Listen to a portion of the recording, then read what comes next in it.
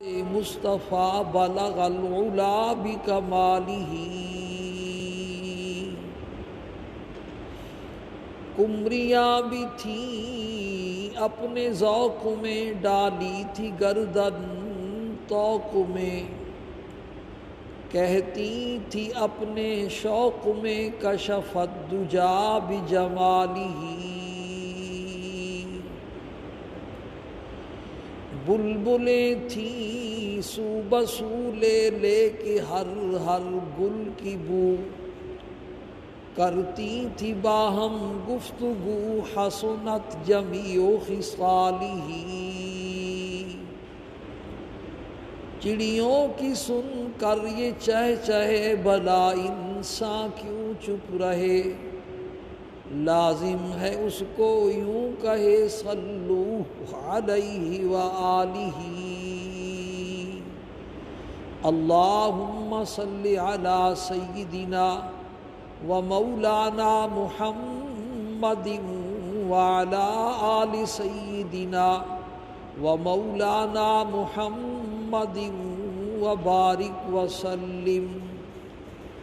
رب اشرح لی صدری ویسر لی امری واحلل عقدۃ من لسانی یفقہوا قولی۔ رب زدنی علما رب زدنی عملا سبحانک لا علم لنا الا ما علمتنا انک انت العلیم الحکیم۔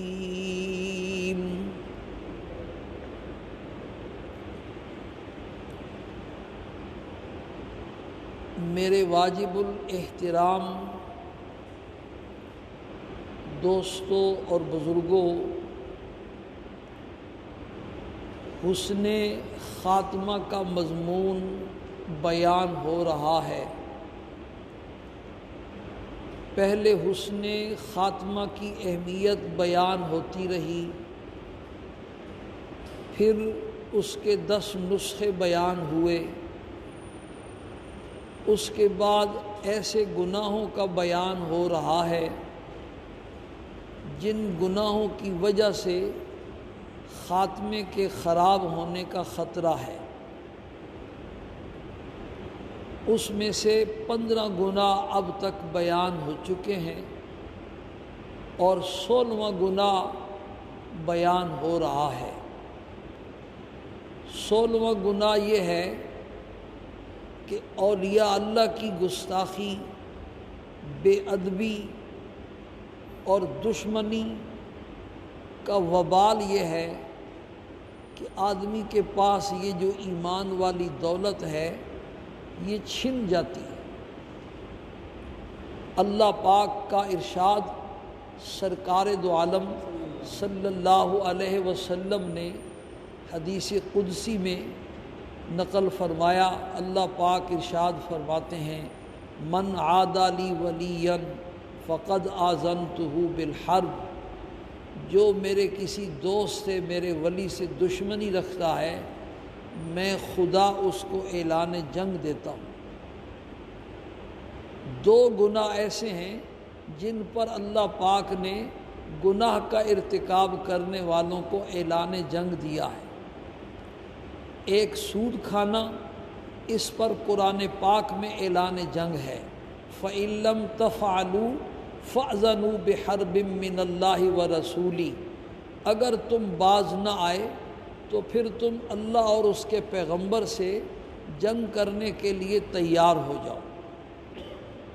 اور دوسرا، اولیاء اللہ کی دشمنی، گستاخی اور بے ادبی، یہ ایسا گناہ ہے جس پر اللہ پاک نے اعلان جنگ دیا ہے۔ تو جس کو اعلان جنگ دیا جاتا ہے وہ تو دشمن ہوتا ہے، اور دشمن کو اپنی قیمتی چیز نہیں دی جاتی۔ اللہ کے خزانوں میں سب سے قیمتی خزانہ ہدایت والا خزانہ ہے۔ اللہ سے اعلان جنگ بھی ہو، دشمنی بھی ہو، اور پھر اس کو ہدایت بھی مل جائے یا اس کے پاس ہدایت باقی رہ جائے، یہ ممکن نہیں ہے۔ یہ اصل 16واں گناہ ہے۔ پھر اس کی مناسبت سے اولیاء اللہ کی پہچان، اولیاء اللہ کون ہیں، یہ موضوع شروع ہے۔ سب سے پہلے اولیاء اللہ کی 2 شرطیں بیان فرمائیں کہ اولیاء اللہ کی جماعت میں شامل ہونے کے لیے 2 بنیادی شرطیں ہیں۔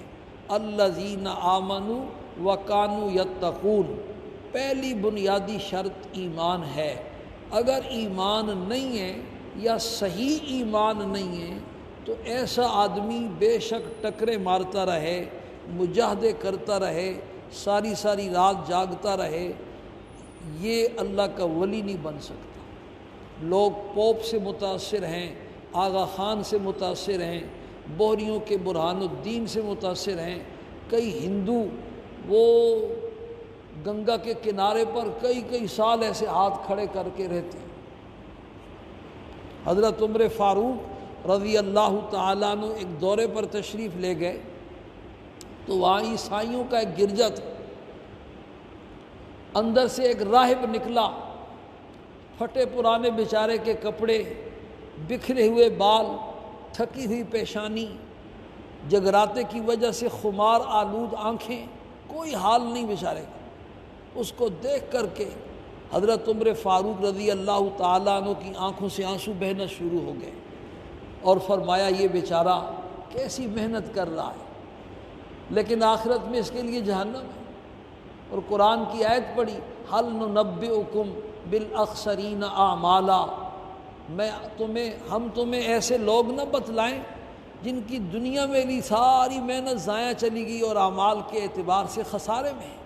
الذین ضل سعیہم فی الحیات الدنیا، دنیا میں محنت کر رہے ہیں، وہم یحسبون انہم یحسنون صنعا، اور دل میں سمجھ رہے ہیں کہ ہم تو بڑے اچھے کام کر رہے ہیں، اور ان کے اعمال کی اللہ کے ہاں ایک مچھر کے پر کے برابر بھی کوئی وقت اور حیثیت نہیں۔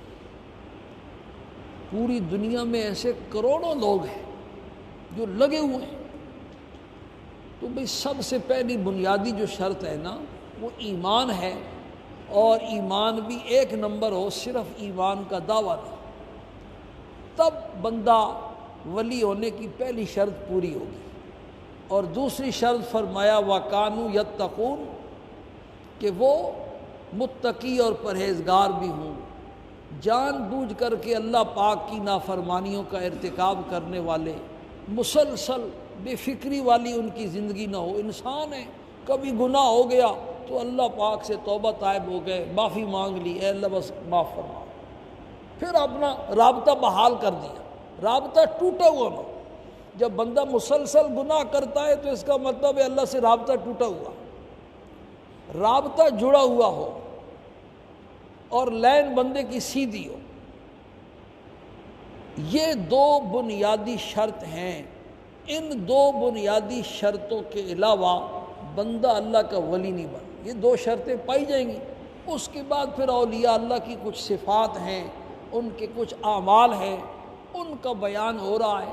کئی صفات اولیاء اللہ کی بیان ہو چکی ہیں، آج جو صفت بیان ہونی ہے اس کا حاصل یہ ہے والذین یبیتون لربہم سجدا وقیاما، اللہ کے نیک بندے، اللہ کے محبوب، اللہ کے اولیاء وہ لوگ ہیں جن کی راتیں سجدے کی حالت میں اور قیام کی حالت میں اللہ پاک کے سامنے گزرتی، جن کی راتیں غفلت میں یا گناہ کے کاموں میں یا بیہودہ کاموں میں نہیں گزرتی، جن کی راتیں اللہ پاک کے سامنے اپنی پیشانی کو جھکا کر کے گزرتی ہیں، اللہ کے سامنے قیام کی حالت میں، کبھی قیام ہے، کبھی رکوع ہے، کبھی سجدہ ہے۔ حضرت آدم علیہ السلام سے لے کر آج تک جتنے اولیاء اللہ دنیا میں آئے وہ سب کے سب راتوں کو جاگنے والے۔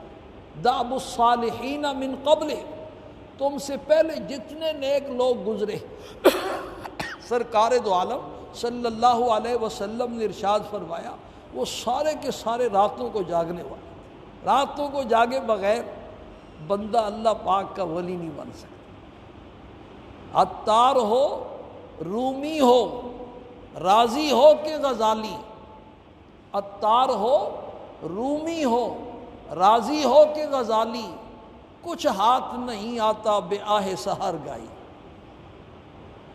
یہ بہت بڑی دولت ہے، یہ ویسے نہیں ملتی۔ پیران پیر شیخ عبد القادر جیلانی رحمۃ اللہ علیہ کو ان کی خانقاہ کا بڑا خرچہ تھا، وہ پک رہا ہے کھانا، لوگ کھا رہے ہیں، جا رہے ہیں، لنگر چل رہا ہے۔ تو ایک ریاست کے والی نے بادشاہ نے درخواست کی کہ حضرت میں اپنے ملک کا فلاں صوبہ آپ کی خانقاہ کے لیے وقف کرتا ہوں، آپ کا خرچہ بڑا زیادہ ہے۔ تو وہ جس پرچی پہ آیا تھا نا، اس کے پیچھے حضرت نے لکھ دیا زانگا کے یافتم خبر از ملک نیم شب، زانگا کے یافتم خبر از ملک نیم شب، من ملک نیم روز را بیک جو نہ میں خرم۔ جب سے مجھے آدھی رات کی بادشاہی مل گئی ہے نا، اس وقت سے میں دنیا کی دن کی جو بادشاہی ہے اس کو ایک جو کے بدلے میں بھی لینے کے لیے تیار نہیں۔ تو بھائی جتنے بھی اولیاء اللہ کے نیک بندے گزرے ہیں، ان سب کا مشترکہ عمل راتوں کو اٹھ کر کے اللہ کے سامنے رونا، فریاد کرنا، گریہ ازاری میں ان کی راتیں گزرتی تھیں۔ ابھی حال ہی میں پیچھے کو مضمون گزرا اسی میں، حاجی امداد اللہ مہاجر مکی رحمہ اللہ کا واقعہ میں نے آپ کو سنایا تھا۔ ہمارے سارے اکابر کے پیر و مرشد تھے حاجی امداد اللہ مہاجر مکی رحمہ اللہ۔ ان کے بارے میں ہمارے اکابر نے لکھا تھا کہ عشاء کی نماز کے بعد چارپائی پہ لیٹ جاتے، لوگ سمجھتے حضرت سو گئے ہیں۔ جب سارے لوگ چلے جاتے تو حضرت چارپائی سے نیچے اتر آتے، ایک خادم ہوتا، اور مصلی پہ ساری رات بل بلاتے رہتے، تڑپتے رہتے، اور داڑھی پکڑ پکڑ کے اللہ پاک کے سامنے فریاد کرتے رہتے، الہی روز محشر این بندہ را رسوا مکو، اے اللہ قیامت والے دن اس بندے کو رسوا نہ کر۔ تو یہ آدھی رات کا جو وقت ہے، حدیث شریف میں آتا ہے جب 2/3 گزر جاتی ہے، رات کی 2/3 جب گزر جاتی ہے تو پھر اللہ پاک کی رحمت آسمان دنیا پہ آ جاتی ہے، اور اللہ کی رحمت کے آسمان دنیا پہ آنے کا مطلب یہ ہے کہ اللہ کی رحمت متوجہ ہوتی ہے، اور اعلان ہوتا ہے بار بار، ہے کوئی مانگنے والا جس کا سوال میں پورا کروں، حل من سائل، ہے کوئی رزق مانگنے والا جس کو میں رزق دوں، ہے کوئی اپنے گناہوں کی توبہ کرنے والا جس کے گناہوں کو میں قبول کروں، اور ہم جو ہے نا سوئی ہوتے ہیں۔ حضرت یوسف علیہ السلام کا واقعہ پچھلے جمعے بھی کسی اور مناسبت سے بیان کیا تھا۔ جب یوسف علیہ السلام کا کرتا یعقوب علیہ السلام کے پاس پہنچا تو بات کھل گئی، بینائی ان کی واپس آ گئی، بھائیوں کو بھی پتہ چل گیا، اب راز فاش ہو گیا ہے، بھائی بھی شرمندہ ہو گئے۔ تو حضرت یعقوب علیہ السلام کے پاس آئے معافی مانگنے کے لیے، اور ساتھ یہ بھی کہا یا ابانا استغفر لنا ذنوبنا انا کنا خاطئین، اے ابا جان ہمارے گناہوں کی اللہ پاک سے بھی آپ معافی مانگے، ہم نے بڑی زیادتی کی ہے، اللہ پاک ہمارے گناہ کو معاف فرمائے۔ تو حضرت یعقوب علیہ السلام نے اس وقت ہاتھ نہیں اٹھائے دعا کے لیے، بلکہ ارشاد فرمایا سوف استغفر لکم ربی انہ هو الغفور الرحیم، میں اپنے رب سے تمہارے لیے عن قریب معافی مانگوں گا، وہ بڑا معاف کرنے والا بڑا مہربان ہے۔ مفسرین نے لکھا ہے کہ یعقوب علیہ السلام نے اس وقت دعا کے لیے ہاتھ کیوں نہیں اٹھائے؟ وجہ لکھی ہے کہ وہ تہجد کے وقت کی انتظار میں تھے۔ جب بیٹوں نے آ کے درخواست کی تھی تو اس وقت رات کا وقت نہیں تھا، ابھی تہجد کی نماز کا وقت نہیں آیا تھا۔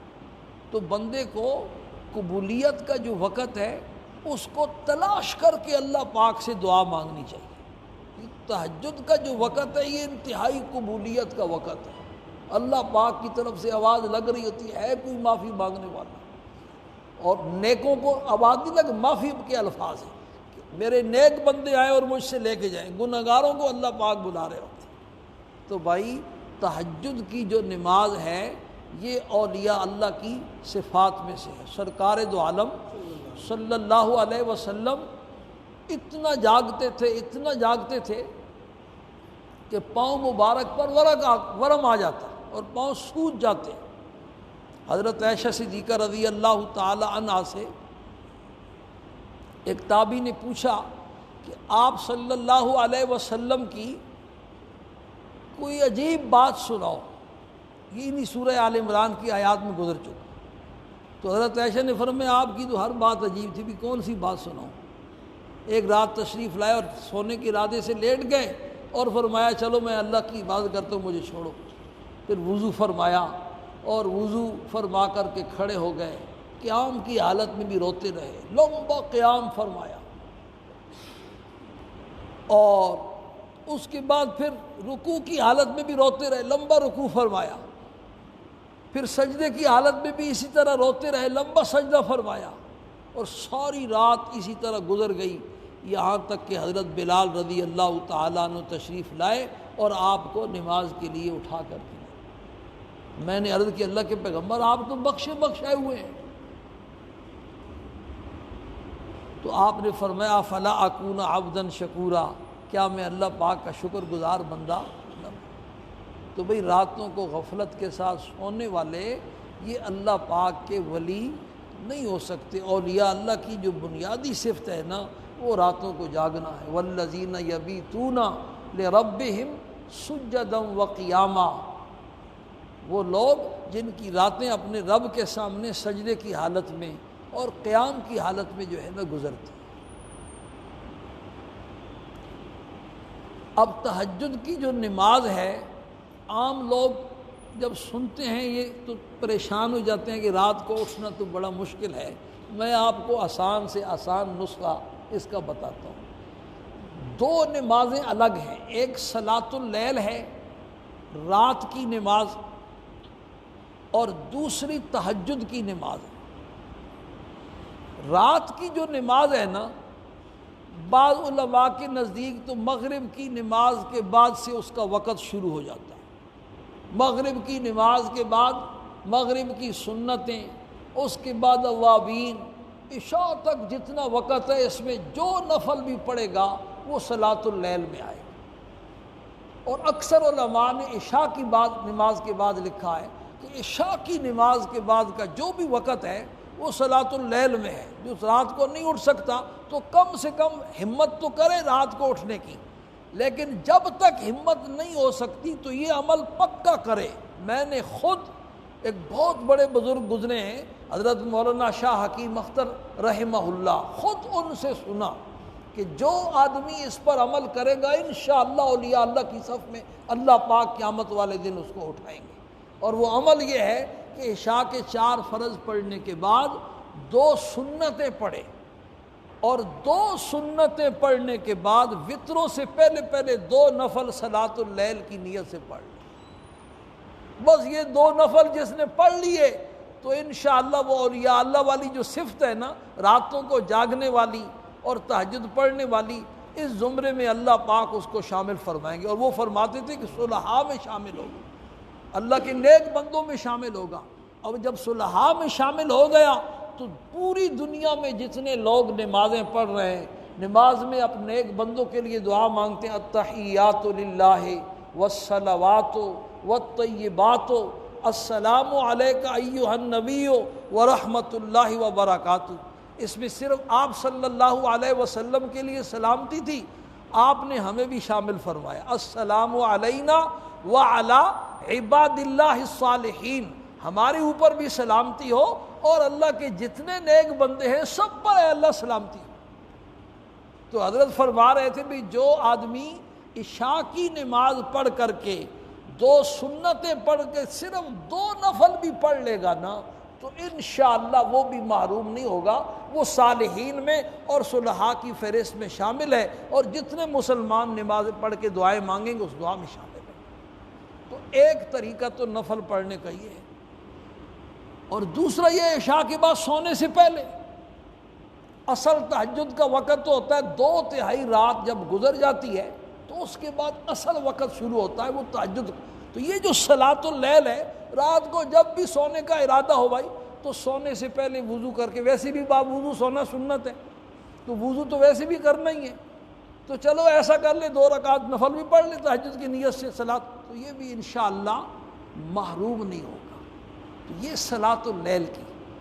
باقی جو تہجد کی نماز ہے نا، تہجد کا معنی ہی نیند سے بیدار ہونا ہے۔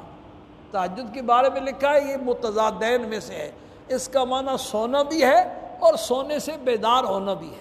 تو اصل جو تہجد کی خاص برکت ہے نا، وہ تو تھوڑی دیر سو کر کے اٹھنا، یہ اٹھنا بڑا مشکل ہوتا ہے۔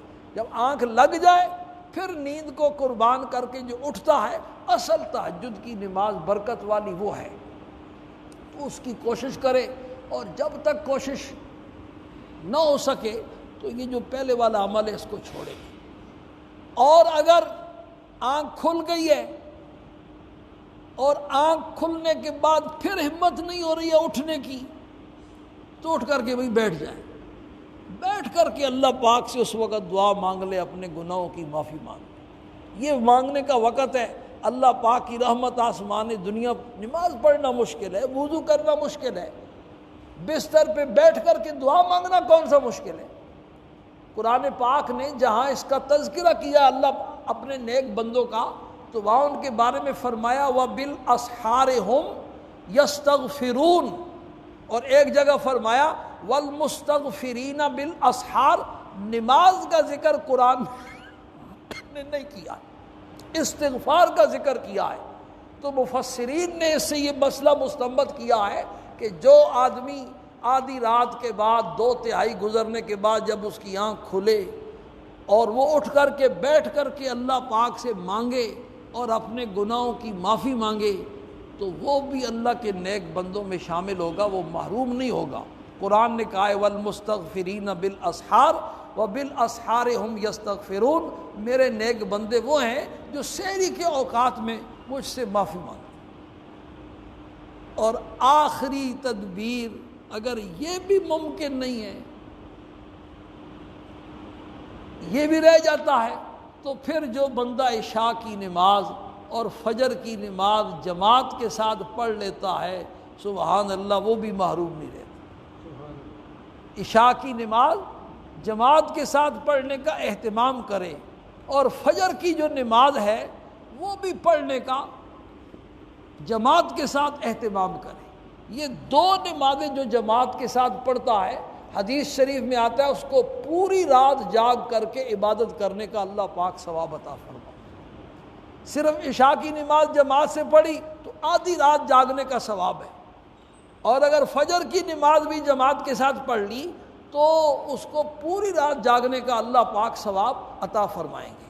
آج ہی اس کے لیے میں مطالعہ کر رہا تھا تو 15ویں پارے میں سورہ بنی اسرائیل میں اللہ پاک نے سرکار دو عالم صلی اللہ علیہ وسلم کو خطاب کر کے یہ مضمون ارشاد فرمایا، اقم الصلاۃ لدلوک الشمس الی غسق اللیل۔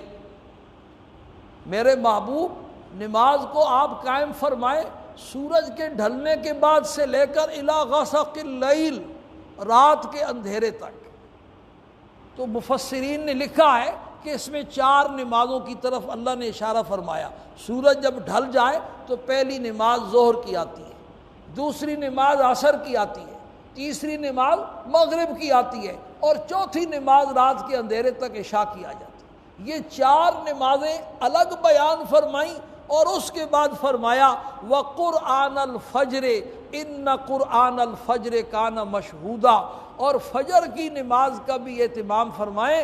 فجر کی نماز کا وقت وہ ہے کہ جس میں فرشتوں کی جماعت حاضر ہوتی ہے۔ مفسرین نے لکھا ہے کہ 2 وقت ایسے ہیں، یہ جو حفاظتی فرشتے کائنات میں زمین پر آتے ہیں، اور کرامن کاتبین، ہر انسان کے 2 کاندھوں پر اللہ پاک نے 2 فرشتے بٹھائے ہوئے ہیں۔ یہ 2 جماعتیں حفاظتی فرشتوں کی بھی، انسان کے آگے بھی پیچھے بھی دائیں بھی بائیں بھی حفاظتی فرشتوں کا پہرا ہے۔ حدیث شریف میں آتا اگر یہ پیرا نہ ہو تو جنات انسان کی جو زندگی ہے وہ اجیرن کر دیں۔ یہ حفاظتی فرشتوں کی جماعتیں، ان کی ڈیوٹیاں تبدیل ہوتی ہیں۔ ایک ڈیوٹی ان کی تبدیل ہوتی ہے فجر کی نماز میں۔ فجر کی نماز میں جو پہلے سے طے تھے وہ آسمان کے اوپر جاتے ہیں اور آسمان سے نئی جماعت آ جاتی ہے، وہ فجر کی نماز میں دونوں جماعتیں جمع ہو جاتی ہیں۔ اور دوسری جو ڈیوٹی تبدیل ہوتی ہے وہ عصر کی نماز میں تبدیل ہوتی ہے۔ عصر کی نماز میں بھی زمین والے اوپر چلے جاتے ہیں اور آسمان والے نیچے آ جاتے ہیں، اپنی ڈیوٹی پر آ جاتے ہیں۔ تو دونوں نمازوں میں فرشتوں کا ہجوم ہوتا ہے، فرشتوں کی دونوں جماعتیں جمع ہوتی ہیں اور فرشتوں کا اجتماع بڑا بابرکت ہے۔ اس لیے فرمایا وقرآن الفجر ان قرآن الفجر کان مشہودا۔ وہ 4 نمازیں تو پڑھنی ہے، فجر کی نماز کو الگ خصوصیت اور اہتمام کے ساتھ اللہ پاک نے الگ بیان فرمایا۔ ہمارے ہاں بس فجر کی نماز میں سستی ہے، مسجد نمازیوں سے فل ہے، باقی نمازوں میں 2 صفیں، 2.5 صفیں، 3 صفیں، ہماری اس ایک صف میں 42 آدمی تقریباً آتے ہیں، اور عام نمازوں میں 2-1.5 صفیں ہوتی ہیں، اور فجر کی نماز میں بڑی مشکل سے ایک صف پوری ہوتی ہے۔ تو یہ سارے ڈیوٹی پر چلے جاتے ہیں۔ کئی دفعہ آپ کو سنایا، ایک اسکالر نے لکھا ہے کہ ابھی تک مسلمان غفلت میں ہیں۔ مسلمانوں کے جاگنے کا وقت وہ ہوگا جب ان کی فجر کی نماز میں مسجدیں اس طرح آباد ہوں گی جیسے جمعے کی نماز میں آباد ہوتی، پھر سمجھو کہ اب مسلمان کیا ہیں، جاگ گئے۔ تو بہرحال خلاصہ پوری مضمون کا یہ ہے کہ حسن خاتمہ کا مضمون بیان ہو رہا ہے۔ پہلے حسن خاتمہ کی اہمیت بیان ہوئی، پھر اس کے 10 نسخے اور 10 اعمال بیان ہوئے، اور اب وہ گناہ بیان ہو رہے ہیں جن گناہوں کی وجہ سے خاتمے کے خراب ہونے کا خطرہ ہے۔ 15 گناہ بیان ہو چکے ہیں، 16واں گناہ ہے اولیاء اللہ کی گستاخی اور بے ادبی۔ اس کا وبال یہ ہے کہ یہ ایمان والی نعمت بندے سے سلب ہو جاتی ہے، چھن جاتی ہے۔ اس مضمون کی مناسبت سے اولیاء اللہ کی پہچان، اولیاء اللہ کی صفات بیان ہو رہی ہیں۔ آج جو اولیاء اللہ کی صفت بیان ہوئی ہے کہ جتنے اللہ کے نیک بندے آدم علیہ السلام سے لے کر آج تک دنیا میں آئے، وہ سارے کے سارے مشترکہ طور پر تہجد کی نماز کے پابند تھے۔ بھائی جو فرض نماز ہی نہیں پڑھتا، پوچھو تو کہتا ہے یہ حضرت صاحب مدینے میں نمازیں پڑھتے ہیں۔ تو بھائی ہوش میں آؤ، جو فرض نماز نہیں پڑھتا وہ اللہ کا ولی کہاں ہو سکتا ہے؟ یہ بہت بڑی پہچان ہے۔ تہجد تو وہی پڑھے گا جو باقی ساری نمازوں کی پابندی کرے گا۔ یہی جو ابھی آیات میں نے پڑھی ہیں، اس میں پہلے اللہ نے 5 نمازوں کا آپ کو حکم دیا، اس کے بعد ارشاد فرمایا فَتَہَجَّدْ بِهِ نَافِلَةً لَكَ۔ ان 5 نمازوں کی پابندی کرنے کے بعد اس کے بعد پھر آپ تہجد کی نماز بھی پڑھیں۔ اور یہ مسئلہ بھی اچھی طرح سمجھ لو کہ تہجد کے نوافل، اشراق کے نوافل، اوابین کے اور چاشت کے نوافل صرف انہی کے لیے مسنون اور مستحب ہیں اور جائز ہیں جن کے ذمے قضا نمازیں نہیں ہیں، جنہوں نے بالغ ہونے کے بعد نماز پڑھی نہیں ہے، کئی سال نمازیں پڑھی نہیں ہیں، ان کے لیے نوافل پڑھنا مکروہ ہے جب تک اپنا پہلا کھاتا صاف نہیں کریں گے اور قضا نماز نہیں پڑھیں گے۔ تہجد کے بارے میں علماء نے، فقہاء نے لکھا ہے کہ جب تہجد کے لیے اٹھے تو 2 رکعت صرف تہجد کی نیت سے پڑھ لے، باقی سارا وقت قضا نمازوں میں پڑھے تاکہ اپنا کھاتا صاف ہو۔ اس کی مثال اس آدمی کی طرح ہے جس پر قرضہ ہے اور اس کو کہیں سے خزانہ مل گیا، میراث میں مل گیا، کہیں سے مل گیا خزانہ، وہ صدقہ خیرات دبا کے کر رہا ہے اور اپنا قرضہ نہیں اتارتا۔ تو یہ وقت جو اللہ پاک نے ہمیں دیا ہے یہ خزانہ ہے بھائی، تو اس وقت کو اپنے قرض کے ادا کرنے میں خرچ کریں۔ جب قرض اتر جائے گا تو پھر تہجد پڑھنے کا بھی مزہ آئے گا، پھر چاشت پڑھنے کا بھی مزہ آئے گا، اوابین پڑھنے کا بھی مزہ آئے گا۔ اللہ پاک ہم سب کو اس کی سمجھ نصیب فرمائے۔